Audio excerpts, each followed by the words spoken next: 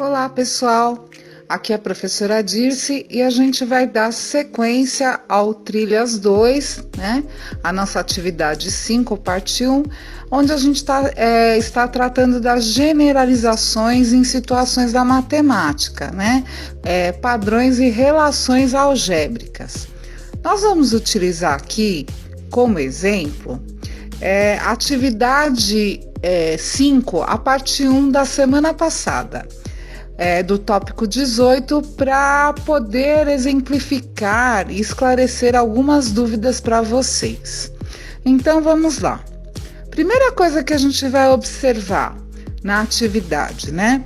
Lembra, para a gente generalizar uma situação, o que a gente precisa? A gente precisa verificar se existe um padrão, se existe uma regularidade sendo seguida. Quando a gente encontra essa regularidade através da observação, a gente escreve uma regra, uma expressão algébrica.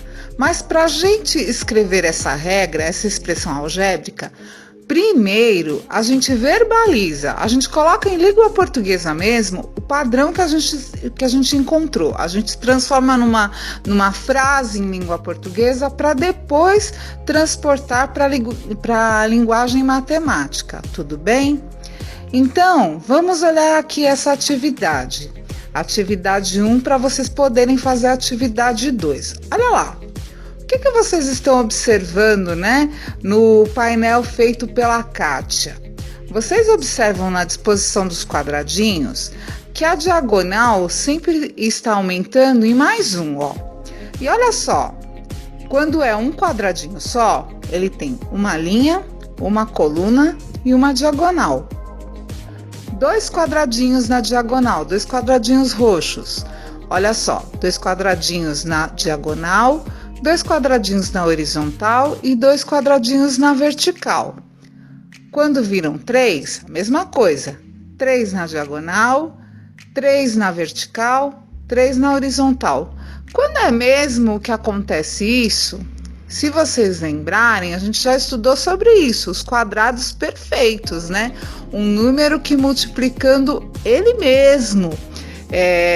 Então, olha só, 1 vezes 1, 1. 2 vezes 2, 4. 3 vezes 3, 9. 4 vezes 4, 16. E assim sucessivamente, porque é um quadrado perfeito. Então, é um número que está multiplicando ele mesmo. E aí, você sabendo disso, para você completar o quadro abaixo, você cria uma expressão. O que está acontecendo então? Para eu descobrir quais que são os quadradinhos brancos. O que eu tenho que fazer para descobrir quais são os quadradinhos brancos? Vamos olhar lá. Olha só, no primeiro quadradinho, o que tem um só, não fica tão claro isso. Mas no segundo, o que está acontecendo? Ó, eu tenho 4 quadradinhos e dos 4, eu tirando a diagonal, eu descubro quantos quadradinhos brancos eu tenho. Ó.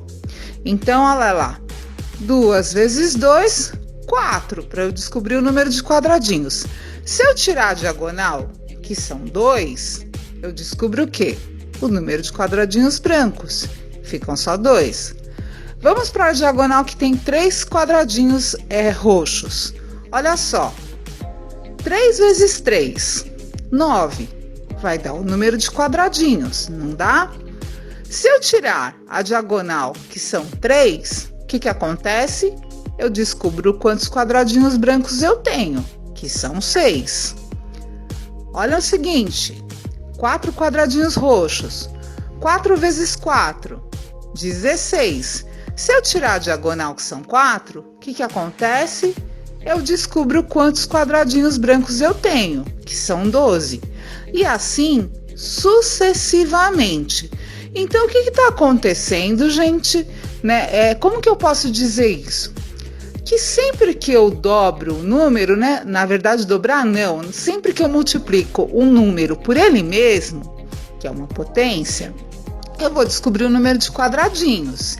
E aí, se eu tirar a diagonal, eu sempre tenho os quadradinhos em branco. Então, que fórmula que eu posso fazer? Eu vou escolher uma variável qualquer, para representar o número que está se repetindo em diagonal, em horizontal e em vertical, que seria, a gente pode chamar ele de n, vai.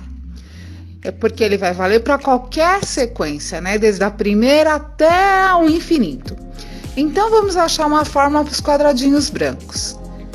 Se eu chamar esse número qualquer de n, eu posso dizer que n vezes n, ou n ao quadrado, dá o número de quadradinhos. E se eu fizer n vezes n menos n, que vai ser a diagonal, porque lembra, não importa se é horizontal, vertical ou diagonal, é o mesmo número. Então, n vezes n dá o número de quadradinhos, menos n vai dar o número de quadradinhos brancos. E aí, eu já criei uma fórmula para os quadradinhos brancos. Na verdade, os quadradinhos cinza é o número que vai gerar o quadrado perfeito. Então, nesse caso, vocês não precisam de uma fórmula. No exercício 2, vocês vão observar a mesma coisa. Vocês vão tentar criar uma regularidade para isso.